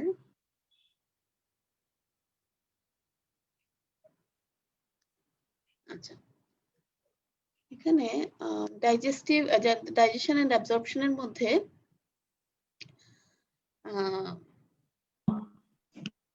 কোথায় গেল, আচ্ছা, carbohydrate, protein, fat, digestion and absorption, এগুলা মেইনলি আপনাদের ডাইজেশন গুলা তো অত বেশি ডিফিকাল্ট না, তবে অ্যাবজর্পশন, ডাইজেশনের মধ্যে আপনাদের যেটা জানতে হবে সেটা হলো যে কোনটা ডাইজেশন কোথায় শুরু হয়, এইটা জানতে হবে, এবং এন্ড প্রোডাক্ট গুলা কি কি।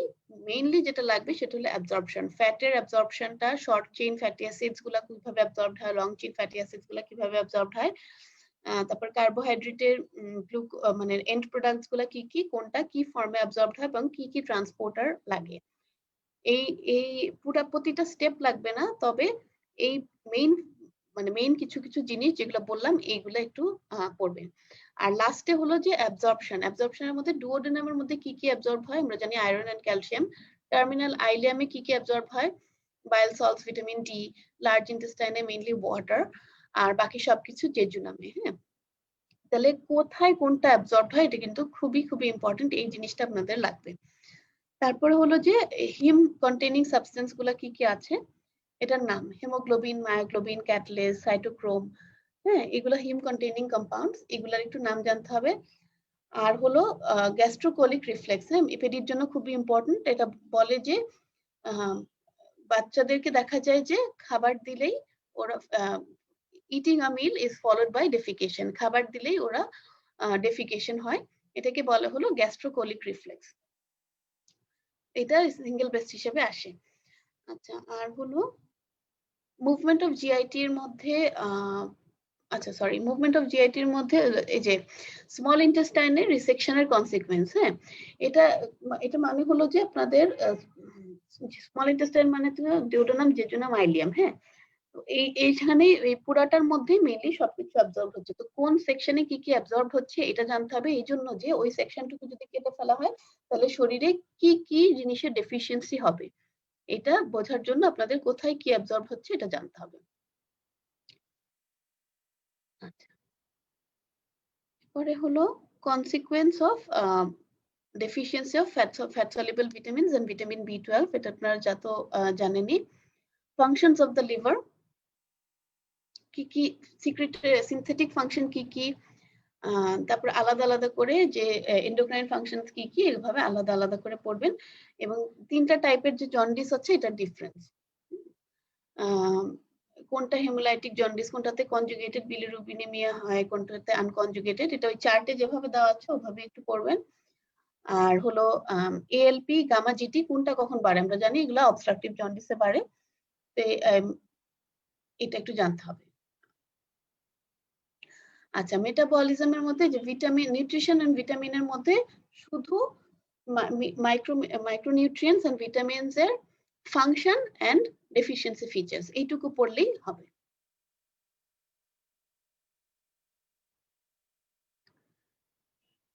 আচ্ছা, তারপরে একটু চলে আসি এন্ডোক্রাইনে। এন্ডোক্রাইন কিন্তু one of the most important topic, এবং এন্ডোক্রাইন থেকে কিন্তু সবচেয়ে হাই yield ও সবচেয়ে বেশি কোয়েশ্চেন্স আসে এন্ডোক্রাইন থেকে।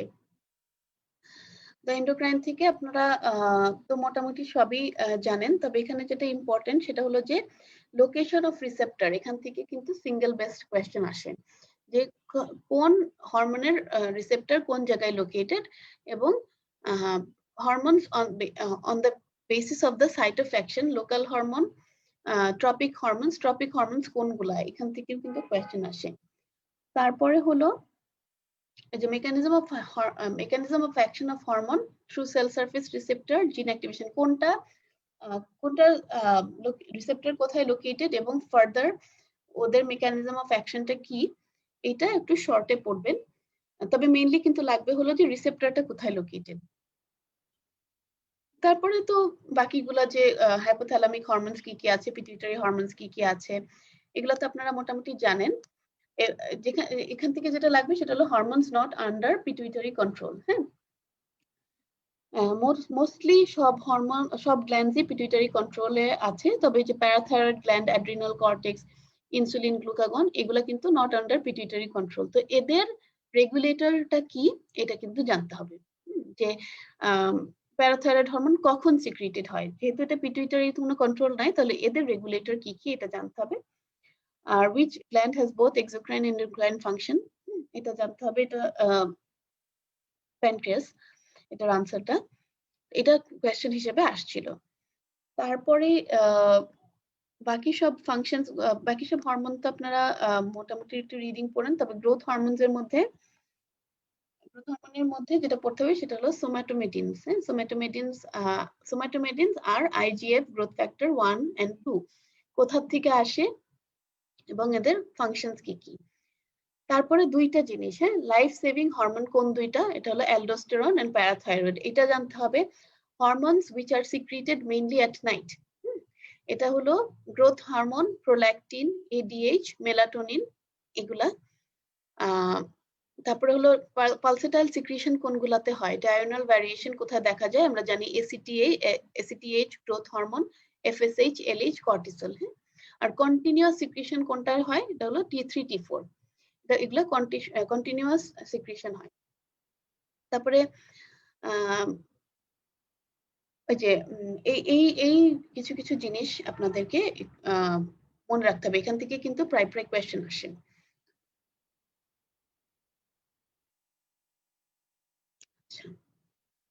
সোম্যাটোমেডিন থেকে জানতে হবে সোম্যাটোমেডিনটা কি। সোম্যাটোমেডিন আমরা জানি যে এটা একটা পলিপেপটাইড গ্রোথ ফ্যাক্টর। এটা লিভার থেকে যখন গ্রোথ হরমোন মানে বডিতে সিক্রিটেড হয়, গ্রোথ হরমোন লিভারে যেয়ে স্টিমুলেট করলে সোম্যাটোমেডিন মানে সিক্রিটেড হয়। তারপরে এটার অ্যাকশন কি কি। তারপর ফ্যাক্টরস এফেক্টিং গ্রোথ হরমোন, হ্যাঁ, যে কোন কোন ফ্যাক্টরস গ্রোথ হরমোনের সিক্রিশন বাড়ায়, কোনটা কোনটা কমায়, এইটা জানতে হবে। এরপর হলো এডিএইচ।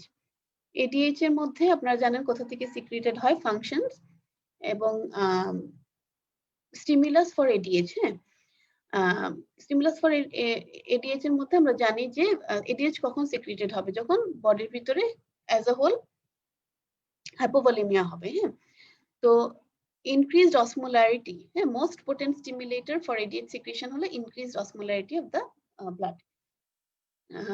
এটা জানতে হবে। আর hormones secreted from nerve endings, হ্যাঁ, এটা জানবেন। আর হলো তারপরে থাইরয়েড হরমোনস তো খুবই ইম্পর্টেন্ট। থাইরয়েড হরমোনের মধ্যে steps of synthesis of thyroid hormones T3 T4, তারপরে কোনটা মোর পোটেন্ট কোনটা লেস পোটেন্ট, পেরিফেরিতে T3 T4 থেকে T3 তে কনভার্টেড হয় বাই ওই যে ডি আয়োনিডেজ। এই জিনিসটা জানতে হবে, মানে এই যে ডি আয়োনিডেজ, হ্যাঁ, এইটা দিয়ে যে পেরিফেরিতে T4 থেকে T3 তে কনভার্টেড হচ্ছে এবং T3 টাই মেইনলি ফাংশন করে। এটা একটা ডিফারেন্স আছে T3 আর T4 এর, এই জিনিসটা আপনাদেরকে জানতে হবে। আর থাইরয়েড হরমোনস এর বিষয়টা হলো যে অ্যাকশনস গুলো তো আপনারা পড়বেন, তবে দেখবেন যে মানে থাইরয়েড হরমোনস এর এফেক্ট অন ডিফারেন্ট মানে মেকানিজমস অফ দ্য বডি। এবং হাইপোথাইরয়েডিজম হলে কি হয়, হাইপারথাইরয়েডিজম হলে কি হয়, এটা চার্ট থেকে আপনারা পড়ে ফেলবেন। আচ্ছা, তারপরে না একটা থেকে প্রায় কোয়েশ্চেন আছে, সেটা হলো এপিনেফ্রিন আর নরএপিনেফ্রিনের action on the heart and blood vessels. এটা ডিফারেন্স হিসেবে একটা চার্ট আছে, এই চার্টটা পড়তে হবে।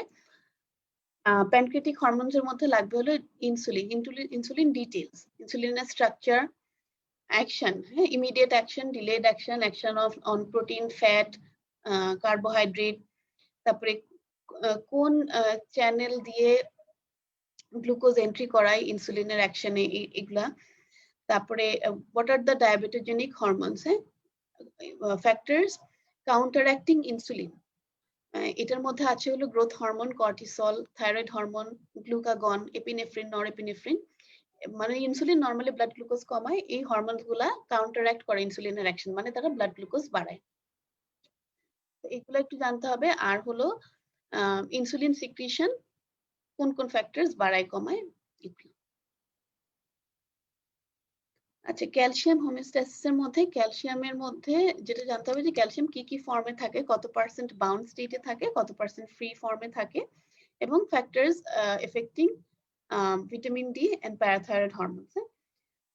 প্যারাথাইরয়েড হরমোন কোন কোন ফ্যাক্টরস প্যারাথাইরয়েড হরমোন রিলিজ করে এবং প্যারাথাইরয়েড হরমোনের এফেক্ট কি কি, vitamin D, calcium, blood calcium বাড়ায়, কোথায় কোথায় অ্যাক্ট করে। আচ্ছা,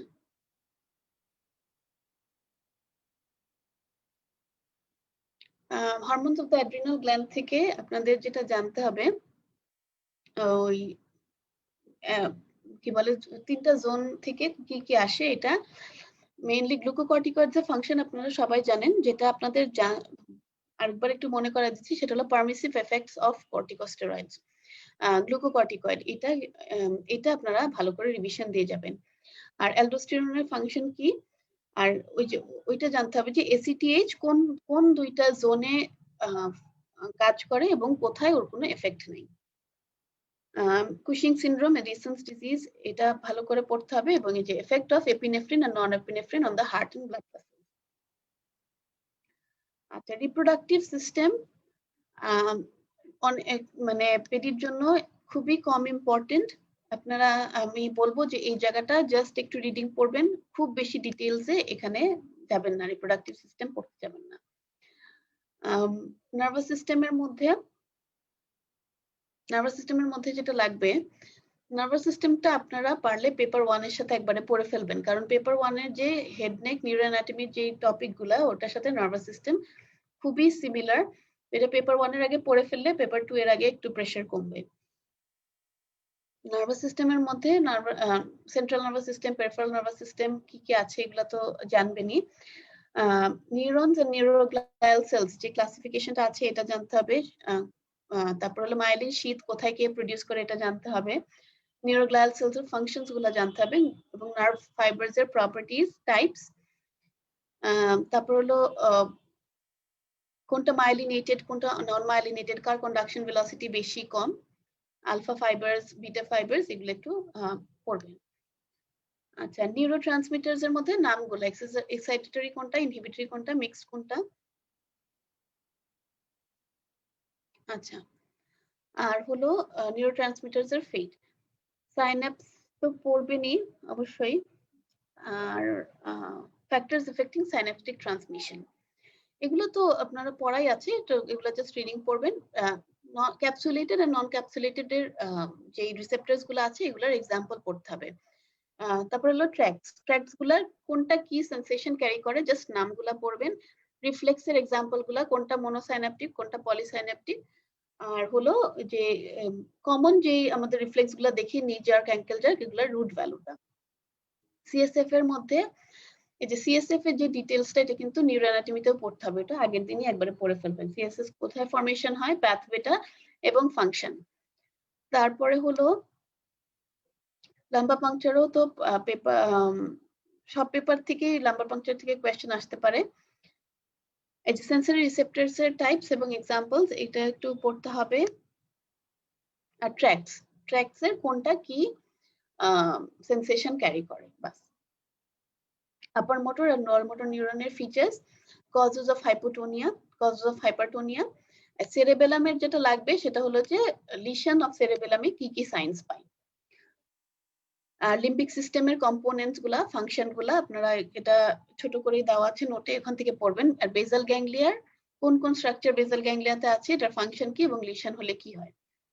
অটোনমিক নার্ভাস সিস্টেমের মধ্যে difference between sympathetic and parasympathetic, এটা পড়ার কিছু না, এটা খুবই ইজি। এটা জাস্ট মানে ফাইট এন্ড ফ্লাইট রেসপন্সে সিম্প্যাথেটিক স্টিমুলেশন হলে ফাইট এন্ড ফ্লাইট রেসপন্স হবে, প্যারাসিম্প্যাথেটিকে হলো মানুষ যখন মানে রিল্যাক্স থাকে তখন প্যারাসিম্প্যাথেটিকে সবকিছু হয়। ব্লাড সাপ্লাই অফ ব্রেইন, এটা তো সার্কেল অফ উইলিস, এটা অ্যানাটমির জন্য লাগবে। তবে আপনাদের এখানে যেটা লাগবে সেটা হলো ব্রাউন সিকুয়ার সিনড্রোম, অবশ্যই পড়তে হবে। Visual pathway, light reflex pathway, accommodation reflex, এগুলা নার্ভাস সিস্টেমের জন্য লাগবে। লাইট রিফ্লেক্স থেকে প্রায় একটা কোয়েশ্চেন আসে, সেটা হলো যে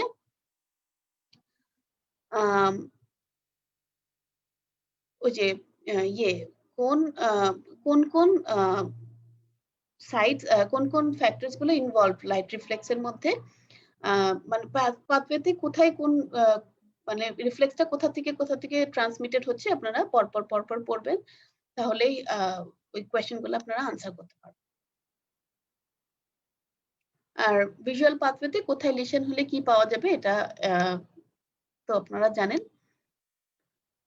আচ্ছা, থার্ড নার্ভ পলসির ফিচার্স গুলো, বাকি সবগুলো নার্ভ পলসির ফিচার্স গুলো, হ্যাঁ। থার্ড নার্ভ পলসিতে কি হলে কি পাওয়া যাবে, 3 4 6 4 6 এগুলাতে কি পাওয়া যাবে। ফেশিয়াল নার্ভের জন্য যেটা লাগবে যে কোথায় লিশন হলে কি পাওয়া যাবে, মানে কোথায় লিশন হলে টেস্ট সেন্সেশন চলে যাবে, কোথায় লিশন হলে হাইপারঅ্যাকিউসিস হবে, এবং আপার মোটর আর lower motor neuron type of facial পলসিতে কোথায় ডিফারেন্সটা কি। আচ্ছা, এরপরে নার্ভাস সিস্টেম, মোটামুটি নিউরোঅ্যানাটমি নার্ভাস সিস্টেম খুবই সিমিলার পড়াশোনা, তো এই যতটুকু ফিজিওলজি আছে ওটা নিউরোঅ্যানাটমির সাথে পড়ে ফেলবেন, কারণ পেপার 1 এর আগেও এগুলা লাগবে। একবারে পড়ে ফেললে পেপার 2 এর আগে আর নার্ভাস সিস্টেম পড়া লাগবে না। এরপর একটু জেনারেল ফিজিওলজিতে বলি। জেনারেল ফিজিওলজিতে খুবই সুপারফিশিয়ালি পড়বেন। এটার মধ্যে হলো মেমব্রেন বাউন্ড অর্গানেলি কি কি আছে এটাও অ্যানাটমির আগেই পড়বেন, ওটার সাথেই হয়ে যাবে। আর হলো ফ্যাসিলিটেটেড ডিফিউশন, অ্যাক্টিভ ট্রান্সপোর্ট, এগুলা ক্রাইটেরিয়া, কোনটাতে ক্যারিয়ার প্রোটিন লাগে কোনটাতে লাগে না এগুলা। আর হলো মাসল কন্ট্রাকশন, হ্যাঁ, অ্যাক্টিন, মায়োসিন, সার্কোমিয়ার, এই জিনিসগুলো একটু জানতে হবে। আর আচ্ছা, এখান থেকে যেটা লাগবে সেটা হলো থার্মোরেগুলেটরি মেকানিজম অফ ইনফ্যান্টস, হ্যাঁ।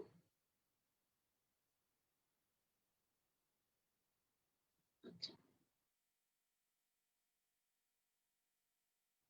বায়োকেমিস্ট্রিতে এখান থেকে আসলে অনেক পড়া।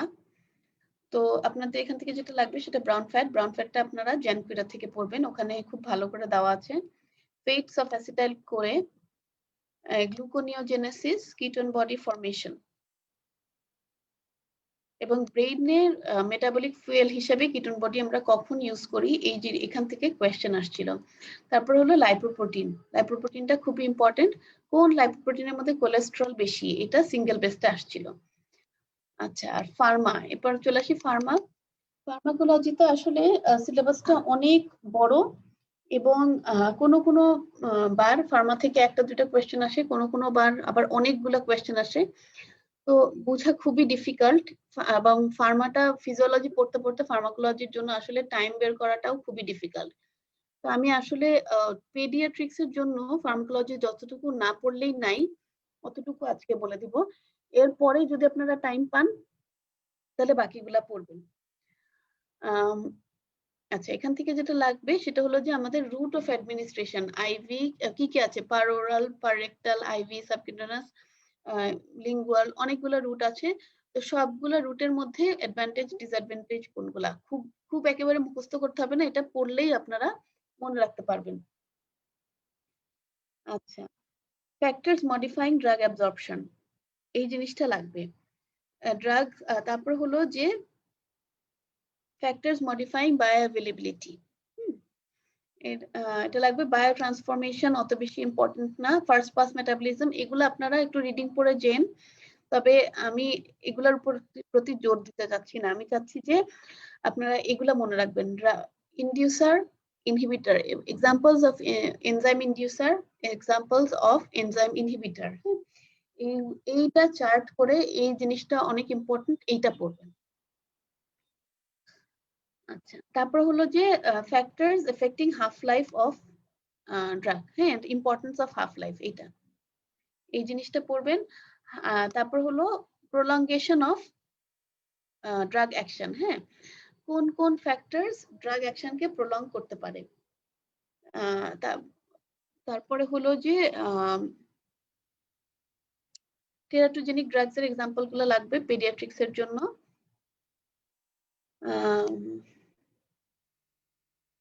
এই যে কোলিনার্জিক আর অ্যান্টিকোলিনার্জিক ড্রাগস, এখানে কোন কোন অ্যান্টিকোলিনার্জিক ড্রাগস কোন কোন ডিজিজে ইউজ করা হয়, এইটা আপনাদের ওই মানে যে নোট আছে, নোটের ভিতরেই দেওয়া আছে যে কোন এক একটার জন্য মানে ফাংশনস গুলা কি কি এবং কোন ডিসঅর্ডারে ইউজ করা হয়, এই অ্যান্টিকোলিনার্জিক ড্রাগস এর ফার্মাকোলজিক্যাল এফেক্ট, এটা পড়বেন, এটা খুব ইম্পর্টেন্ট।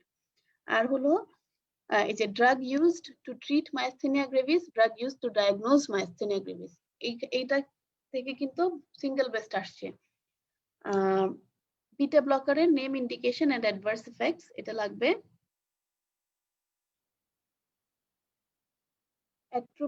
অ্যাট্রোপিনের এফেক্টস গুলা লাগবে, হ্যাঁ, অ্যাট্রোপিন কোথায় ইউজ করা হয় এটা লাগবে। এনএসআইডিস খুবই খুবই ইম্পর্টেন্ট, এনএসআইডিস এর মধ্যে ক্লাসিফিকেশন জানতে হবে, ফার্মাকোলজিক্যাল এফেক্ট জানতে হবে, তারপরে হলো মানে মেকানিজম অফ অ্যাকশন জানতে হবে, অ্যাডভার্স এফেক্টস জানতে হবে।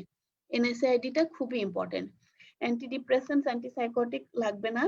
আর যেটা লাগবে সেটা হলো ডায়াবেটিক্স না পড়ে দয়া করে পরীক্ষা দিতে যাবেন না। ডায়াবেটিক্স এর classification, adverse effects of loop diuretics, adverse effects of thiazide diuretics, potassium sparing diuretics এবং এদের mechanism of action, site of action, কোন রিসেপ্টরের উপর কাজ করে এবং adverse effects অবশ্যই পড়ে যেতে হবে।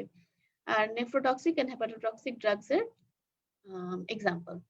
গ্লুকোকর্টিকয়েডের ইন্ডিকেশন, অ্যাডভার্স এফেক্টস, এটা আপনারা জানেন। আর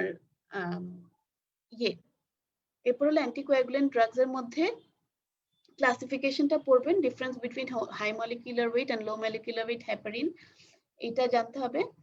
আচ্ছা, তারপর হলো রেসপিরেটরি মেডিসিনের মধ্যে হলো টিবি, অ্যান্টি টিবি ড্রাগস গুলার ফার্স্ট লাইন ড্রাগস কি কি আছে, সেকেন্ড লাইন ড্রাগস কি কি আছে এবং সবগুলার অ্যাডভার্স এফেক্টস। অ্যাজমা থেকে জানবেন হলো অ্যাজমাতে শুধু ব্রড হেডিং এ রিলিভার ড্রাগস কি কি আছে, প্রিভেন্টার ড্রাগস কি কি আছে এবং এদের মেকানিজম অফ অ্যাকশন কি। রিলিভারের মধ্যে আমরা বলি যে short acting beta two agonist. এরা কি করে, যখন একটা অ্যাটাক হয়, রিলিভার মানে কি, ইমিডিয়েট রিলিফ দেওয়ার জন্য আমরা একটা বিটা টু অ্যাগনিস্ট দিব। কেন দিব? সো দ্যাট ব্রঙ্কো কনস্ট্রিকশন যেটা হয়ে আছে এটা ব্রঙ্কো ডাইলেট করে। আর প্রিভেন্টারের মধ্যে আমরা লং টার্ম স্টেরয়েড দিতে পারি ইনফ্লামেশন কমানোর জন্য। এগুলো তো মানে too late onset of action. তো প্রিভেন্টার কি কি আছে, রিলিভার কি কি আছে, এগুলা এক্সাম্পল সহ মেকানিজম অফ অ্যাকশনটা খুব শর্ট একটু জানতে হবে। অ্যান্টিমাইক্রোবিয়াল ড্রাগস এর মধ্যে যেটা জানতে হবে, ক্লাসিফিকেশন। অ্যান্টিমাইক্রোবিয়াল মানে হলো antibiotics. Classification of according to the mechanism of action. আর হলো ব্যাকটেরিওস্ট্যাটিক কোনগুলা, ব্যাকটেরিওসিডাল কোনগুলা, বিটা ল্যাকটাম অ্যান্টিবায়োটিক্স কোনগুলা, অ্যান্টিসুডোমোনাল পেনিসিলিন কোনগুলা, ছোট ছোট করে এই ক্লাসিফিকেশন গুলা পড়তে হবে। খুব বেশি ডিটেইলসে যাবেন না। এবং ওই প্রতিটা নোটে দেখা যাবে ইন্ডিকেশন দেওয়া আছে। বেশি একদম ওয়ার্ড বাই ওয়ার্ড ধরে ধরে ইন্ডিকেশন পড়তে গেলে কিন্তু অনেক পড়া অনেক বেড়ে যাবে। তো একটু শর্ট করে যে মেকানিজম অফ অ্যাকশনের আন্ডারে ক্লাসিফিকেশনটা জানবেন, ব্যাকটেরিওস্ট্যাটিক কোনগুলা, ব্যাকটেরিওসিডাল কোনগুলা, বিটা ল্যাকটাম কোনগুলা, অ্যান্টিসুডোমোনাল পেনিসিলিন কোনগুলা। এরপরে হলো সেফালোস্পোরিন অ্যাকর্ডিং টু জেনারেশন জানতে হবে না, জাস্ট নামগুলো একটু পড়বেন। অ্যামাইনো গ্লাইকোসাইড আর সবগুলোর অ্যাডভার্স এফেক্টস। কিছু কিছু জিনিস আমরা জানি যে খুব প্রমিনেন্ট অ্যাডভার্স এফেক্টস আছে, তো ওই অ্যাডভার্স এফেক্টস গুলো যাতে মিস না হয়। ইমিউনোসাপ্রেসিভ ড্রাগস এর কিছু কিছু নাম, আর আর তেমন আসলে কিছু লাগবে না। ফার্মাকোলজি আমি আসলে চাচ্ছি যে একটু শর্ট করে এনে অল্প জিনিস পড়ে যান, তবে এই জিনিস যে জিনিসগুলো হাই ইল্ড, যেখান থেকে বারবার কোয়েশ্চেন আসে, এই জিনিসগুলাই পড়বেন। কারণ ফিজিওলজি শেষ করে আসলে ফার্মা পর্যন্ত যাওয়া ডিফিকাল্ট হয়ে যায়। ফার্মাকোলজিটা যদি শর্ট করে আনতে পারেন, অতটুকুই পড়বেন এবং অতটুকু মনে রেখে পরীক্ষাটা দিবেন। পেপার 2 রিভিউ আসলে এই পর্যন্তই।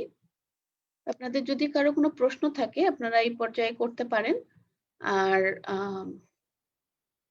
এখনো করতে পারেন, অথবা আপনারা যদি মনে করেন যে পরে করবেন সেটাও আপনারা করতে পারেন।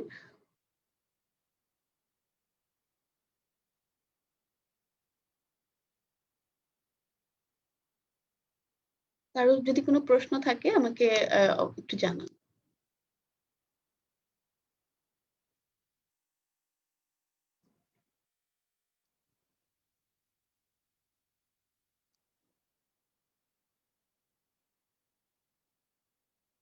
আচ্ছা, মনে হয় কারো কোনো প্রশ্ন নাই।